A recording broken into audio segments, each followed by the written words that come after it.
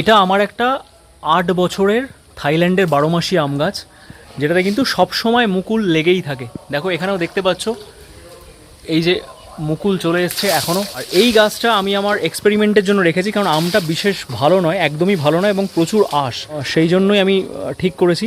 এই দেখো এখানে গ্রাফটিং আগে অনেকবার চেষ্টা করেছি, দীর্ঘ 8 মাসের প্রচেষ্টা, গ্রাফটিং করেছি এরকম শুকিয়ে গেছে, বাট ফাইনালি তোমাদেরকে দেখাই, চেষ্টা করা ছাড়িনি। এখানে ফাইনালি আমি সাকসেসফুল হয়েছি। এখানে এটা একটা মল্লিকা সায়ান আমি গ্রাফটিং করেছিলাম। দেখো এখানে আমি মেনশন করে রেখেছি মল্লিকা, এটা কিন্তু সাকসেসফুলি বেরিয়েছে।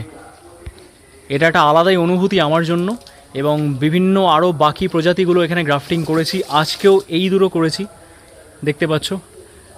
আমার জন্য খুবই একটা আনন্দের মুহূর্ত।